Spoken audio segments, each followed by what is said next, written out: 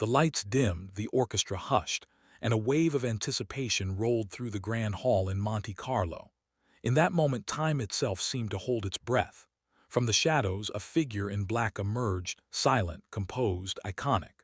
Michael Jackson stepped into the spotlight, and the room instantly transformed into something more than a ceremony. It became a confession, a reckoning, and a night that would end not with applause but with tears. Before we continue, don't forget to subscribe and turn on the notification bell, so you never miss another untold story. May 12, 1993. The World Music Awards, Monte Carlo, Monaco. A palace of crystal chandeliers and velvet chairs, where royalty, celebrities, and industry titans gathered to celebrate global music achievements. But no one in that room, not even Michael Jackson himself, could have predicted that this night would carve itself into history, not for its glamour but for its raw humanity. Michael Jackson arrived in Monaco carrying more than fame. He carried exhaustion. He carried pressure. He carried the weight of being the most famous man on earth and the loneliest. At this point in his career, Michael Jackson was no longer just an artist. He was a phenomenon. Thriller had shattered records no one thought possible. Bad had reaffirmed his dominance. Dangerous was in full force, accompanied by a world tour that pushed him physically and emotionally to the edge. He had conquered charts, stages, and nations, but behind the scenes he was unraveling. To the public he was invincible, to himself he was fragile. The World Music Awards ceremony that night was designed to honor excellence. But when Michael Jackson walked onto that stage, it became something far deeper, a reckoning between the legend and the man behind the legend. The first award was announced. The crowd erupted before his name was even spoken. When it was, the applause was thunderous, an ocean of sound crashing against the walls of the hall. Michael rose slowly from his seat, his movements graceful yet restrained, as if each step required effort. He adjusted his black fedora, his sunglasses catching the lights, and walked forward with the same elegance that had made him the king of pop. As he accepted the first trophy, he smiled, a soft, polite smile, the kind that had become his armor. But something in his eyes hinted at exhaustion. The second award followed shortly after. Again the applause, again the cheers, again the standing ovation. Michael Jackson now held two golden trophies, symbols of global dominance, symbols of a career that had rewritten music history. To the audience, this was a coronation. To Michael, it felt like a burden. By the time the third award was announced, the room was electric. 3 awards in one night, an extraordinary honor even for someone of his stature. The presenter spoke of his record-breaking sales, his global influence, his unmatched legacy. The words were grand. The applause was endless. And then suddenly something changed. As Michael Jackson stood at the podium holding his third award, his hands began to tremble. At first it was subtle, almost imperceptible, but then his shoulders tightened, his breath became uneven, the smile faded, his head lowered slightly as if gravity itself had increased. The room, still buzzing with applause, slowly quieted. He tried to speak. No sound came. Then something unexpected happened. Michael Jackson began to cry. Not a single tear, not a quiet sniffle, but real, uncontrollable, heart-wrenching sobs. The audience froze. Cameras zoomed in, capturing what no one had ever seen before on such a grand stage. The world's biggest star breaking down in public. For a moment, it felt like time had stopped. This was not scripted. This was not rehearsed. This was not a publicity moment. This was raw. This was real. This was Michael. His shoulders shook, his head bowed, his hands clutched the award as if it were the only thing anchoring him to the stage. His face, hidden partially behind his sunglasses, could not hide the tears that streamed down his cheeks. People in the audience exchanged glances.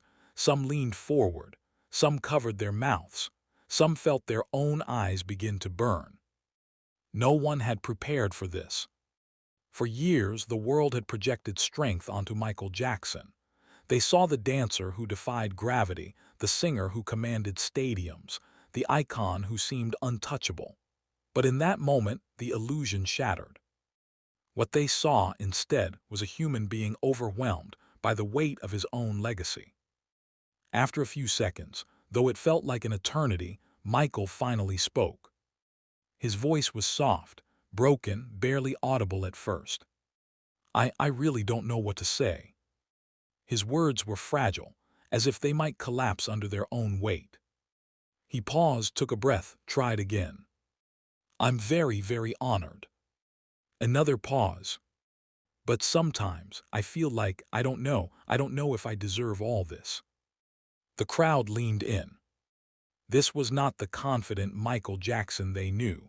This was not the polished performer. This was not the untouchable legend. This was a man questioning his worth in front of the world. He continued, his voice trembling.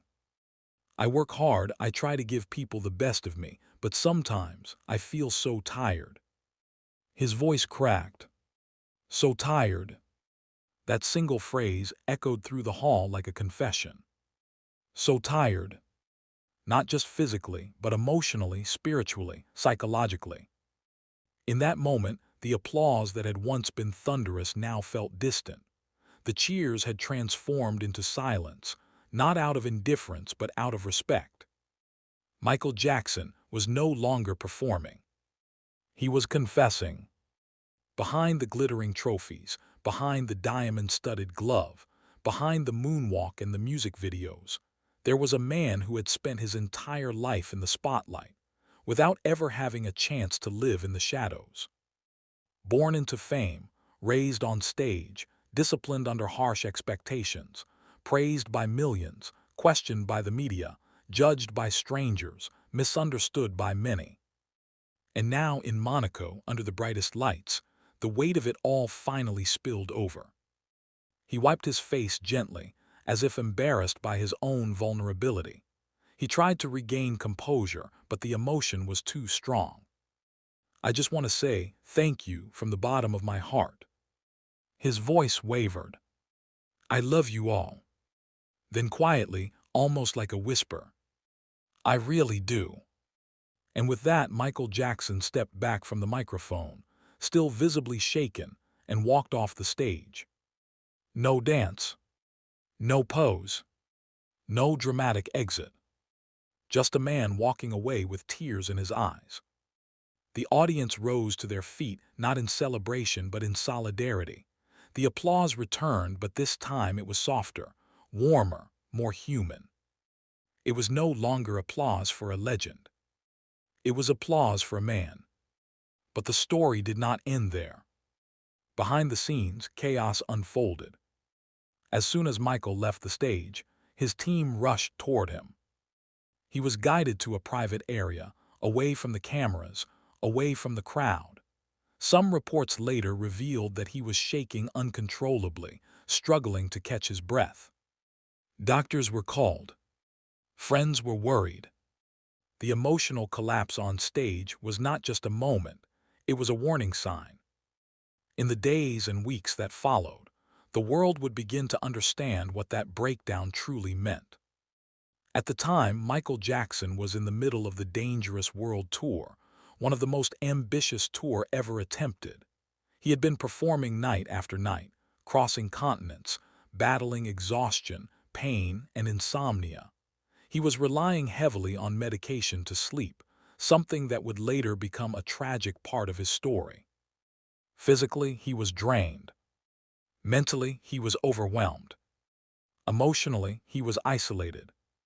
Yet to the world he was still expected to smile, to dance, to sing, to be perfect. The Monaco breakdown was not weakness. It was the human body and soul saying, "Enough." The media, as expected, reacted swiftly. Headlines appeared across the globe. Michael Jackson breaks down at awards show. King of Pop cries on stage. Is Michael Jackson okay? Some outlets treated it as a spectacle. Others treated it as a mystery, but very few truly understood what had happened. This was not a breakdown because of failure. This was a breakdown because of success. Too much pressure, too much expectation, too much responsibility. Michael Jackson was not just entertaining millions. He was carrying an industry, a legacy, and an identity that had been constructed around perfection. And perfection is a prison. That night in Monaco, the prison doors cracked open. The tears were not just tears of sadness. They were tears of exhaustion, tears of relief, tears of loneliness, tears of gratitude, tears of pain, all at once. In interviews years later, people who were in the room that night described it as one of the most powerful moments they had ever witnessed. Not because of a performance, but because of honesty. One witness recalled, "It felt like we weren't watching a star anymore. We were watching a human being who had been carrying too much for too long." Another said, "It changed how I saw him. I realized he wasn't just Michael Jackson. He was someone who needed love like anyone else." The irony is painful. The man who made the world dance could not find rest. The man who gave joy to millions struggled to find peace. The man who broke records could not break free from his own mind. The man who inspired generations often felt unworthy of their admiration. That night in Monaco, the world saw something rare. Not the king of pop, but Michael. And that distinction mattered. In the weeks following the ceremony, Michael Jackson's health continued to decline. His tour was eventually cut short. In November 1993, he announced that he was canceling the remaining dates of his dangerous world tour due to health issues, including painkiller addiction and emotional exhaustion. Many fans, looking back, now see the Monaco breakdown as the beginning of the end of that chapter of his life. It was the moment his body and soul finally said, "Stop." But even in pain, Michael Jackson remained compassionate. Shortly after the awards, he donated proceeds from his tour to charities, hospitals, and children's causes. Even when he was breaking, he was still giving. That is the paradox of Michael Jackson. He gave until there was nothing left to give. Yet he still felt like he wasn't doing enough. In his private writings and recordings, Michael often expressed feelings of loneliness and self-doubt. He worried constantly about disappointing others. He feared being misunderstood. He struggled with trust. He longed for genuine connection. The stage was his sanctuary, but it was also his cage. And on that night in Monaco, the cage door opened just enough for the world to glimpse what was inside. Not a monster, not a myth, not a machine, but a man, a sensitive man, a wounded man, a kind man, a tired man, a human being.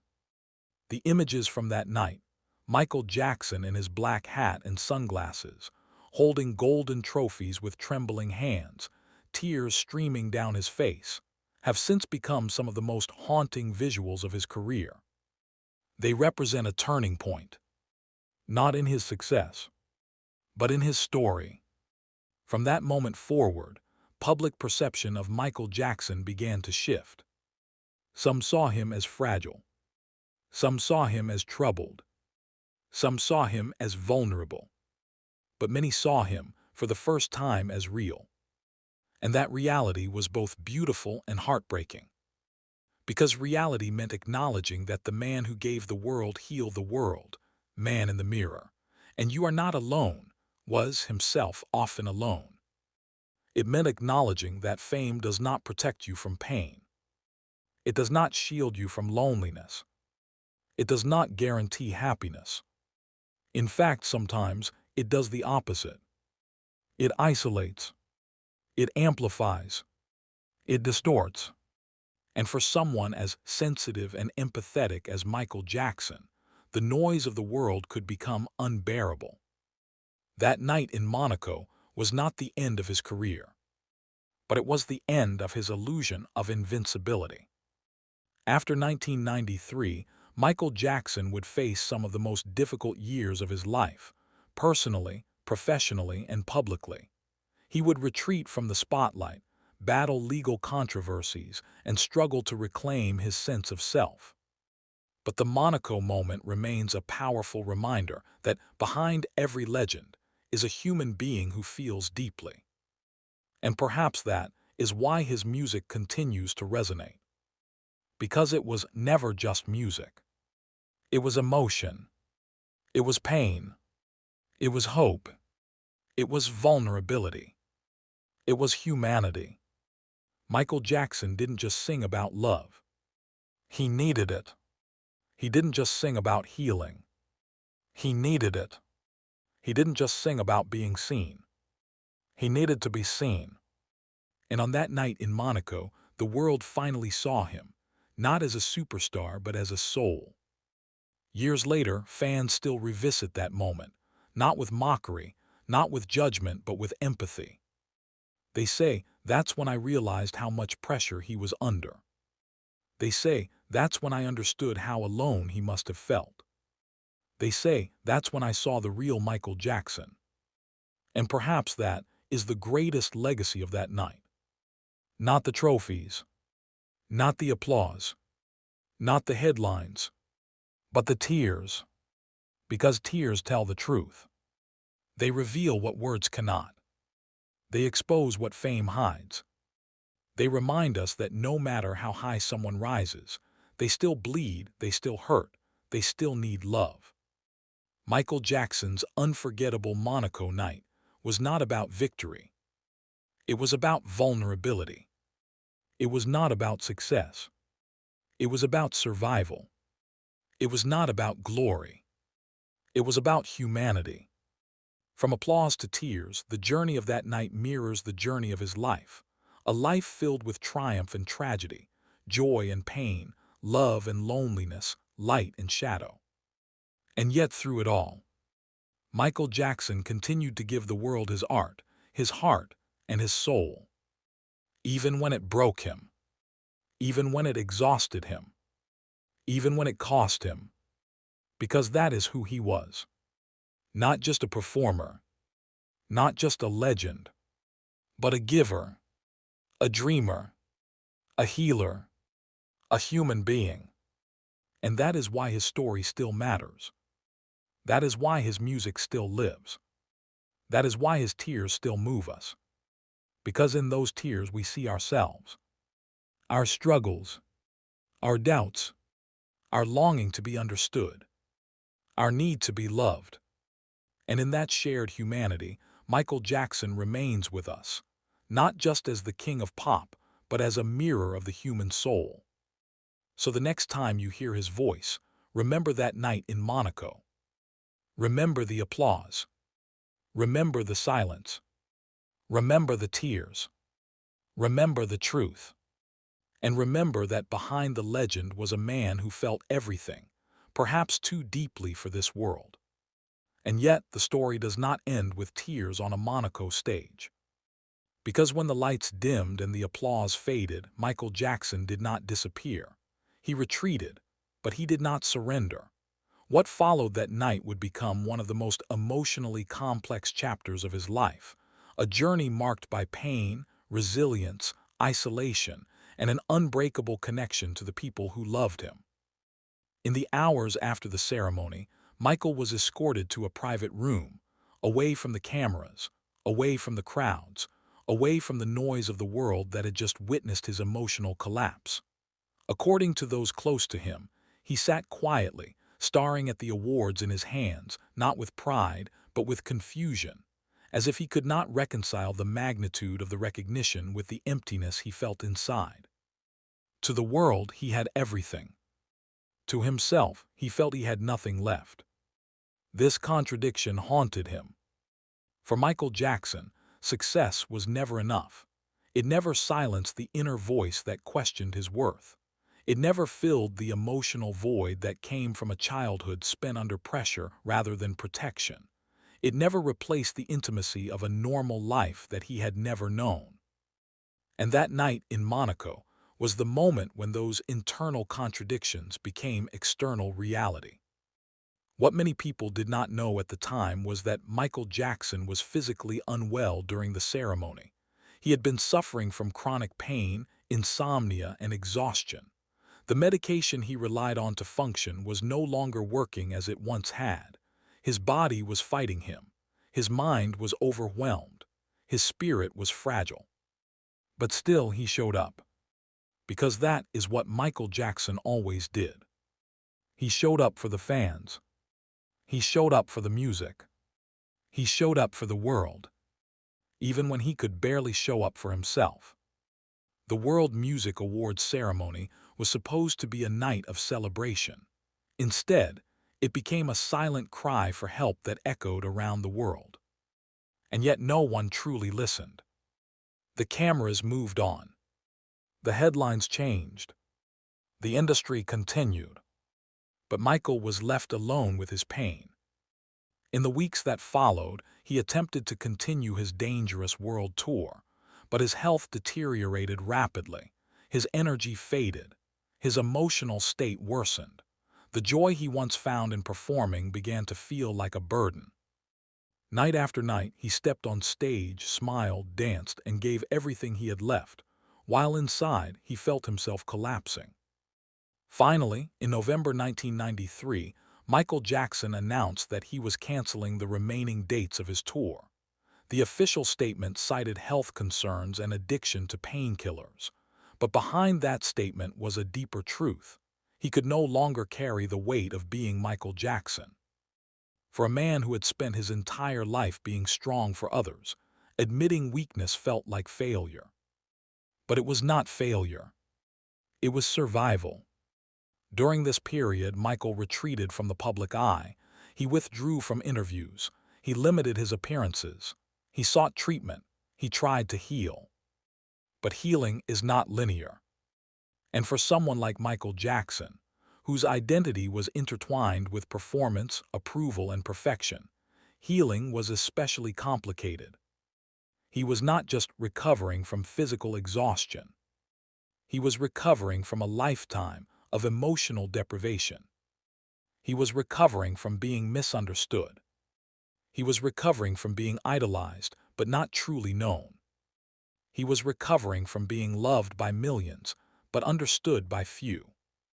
The irony of Michael Jackson's life is that while the world saw him as untouchable, he felt deeply touchable. Every criticism cut deeply. Every rumor wounded him. Every misunderstanding felt like betrayal. And yet, he continued to love the world unconditionally. That is what made him extraordinary. And that is what made him vulnerable.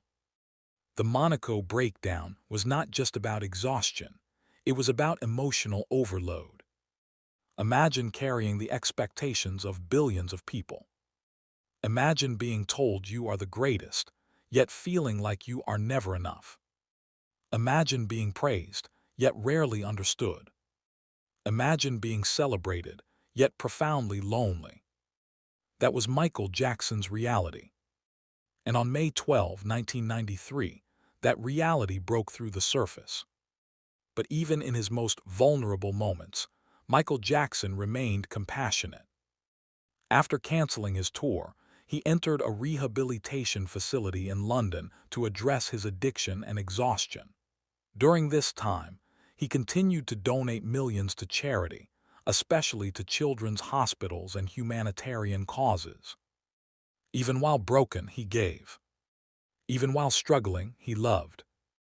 Even while healing, he served. That is the paradox of Michael Jackson.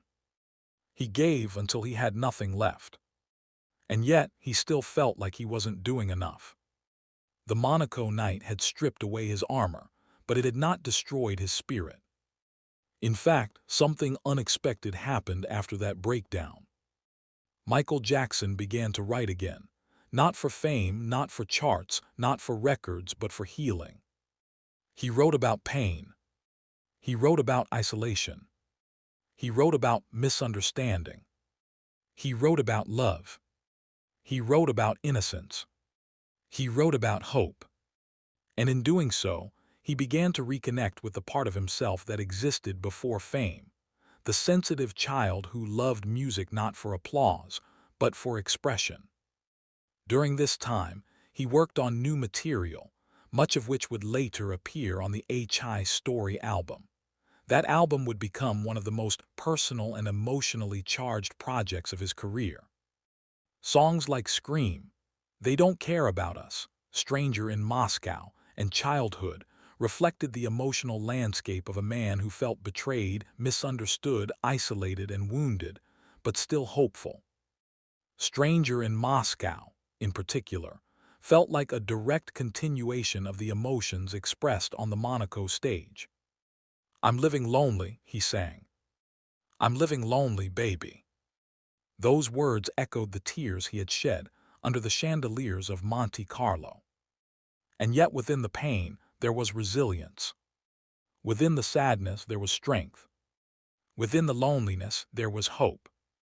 Because Michael Jackson was not just a victim of fame. He was a survivor of it. The Monaco breakdown did not end his career. It reshaped it. It forced him to confront his humanity. It forced the world to see his vulnerability. And in doing so, it deepened the emotional connection between Michael Jackson and his fans. For many fans, that moment changed everything. They no longer saw him as an untouchable icon. They saw him as someone who needed love, protection, and understanding. And they responded with overwhelming support. Letters poured in from around the world. Fans wrote words of encouragement. They sent gifts. They sent prayers. They sent love. They told him, "You are not alone." And for the first time in a long time, Michael Jackson felt seen, not as a superstar but as a human being. This connection with his fans became his lifeline. Even when the media criticized him, even when rumors circulated, even when controversy surrounded him, he knew that millions of people loved him unconditionally. And that love kept him alive. But the scars of Monaco never fully faded. The memory of that night remained with him, a reminder of both his vulnerability and his strength. It reminded him that he was human. It reminded him that he was not invincible. It reminded him that he needed care, rest, and compassion. But it also reminded him that he was deeply loved. And that love mattered. In the years that followed, Michael Jackson continued to navigate a world that often misunderstood him. He faced legal battles, media scrutiny, and public judgment. Each challenge tested his resilience, his faith, and his will to continue. But through it all, he continued to create. He continued to inspire. He continued to give. Even when he was hurting. Even when he was tired. Even when he felt misunderstood. Because that is who he was. Not just a performer. Not just a legend. But a giver. A healer. A dreamer. A human being. The Monaco night stands as a turning point in his story, not because it marked his downfall, but because it revealed his humanity. It was the moment when the world saw not just Michael Jackson the icon, but Michael Jackson the man. And that distinction changed everything. It changed how people saw him. It changed how he saw himself. It changed how his story would be told.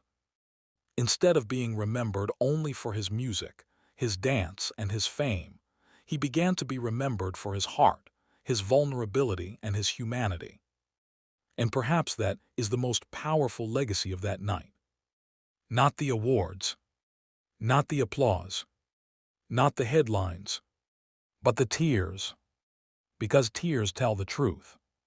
They strip away illusion. They reveal authenticity. They remind us that even the greatest among us are still human. And that humanity is not weakness. It is strength. It is courage. It is beauty. Michael Jackson's tears on that Monaco stage were not the end of his story. They were the beginning of a deeper one. A story not just about success, but about survival. Not just about fame, but about identity. Not just about music, but about meaning. Not just about performance, but about pain and healing.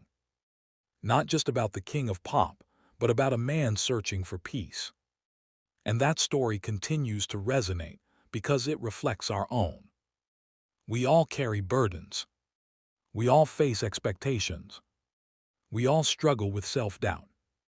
We all long to be understood. We all want to be loved. And in Michael Jackson's vulnerability, we see ourselves. We see our own tears. We see our own struggles. We see our own humanity. That is why his story endures. That is why his music still moves us. That is why his tears still matter. Because they remind us that behind every smile, there may be pain. Behind every success, there may be struggle. Behind every legend, there is a human being. And behind every tear, there is a story worth hearing. So when we remember that night in Monaco, let us not remember it as a moment of weakness. Let us remember it as a moment of truth. Let us remember it as a moment of courage. Let us remember it as a moment of humanity. Let us remember it as the night when Michael Jackson allowed the world to see not just his greatness, but his heart. And in doing so, he gave us something more powerful than any performance. He gave us honesty. He gave us vulnerability. He gave us connection. He gave us humanity. And that is a gift that will never fade. If you've made it this far, thank you for staying with this story. If Michael Jackson's journey touched your heart, please subscribe, like, and share this video so others can experience the truth behind the legend.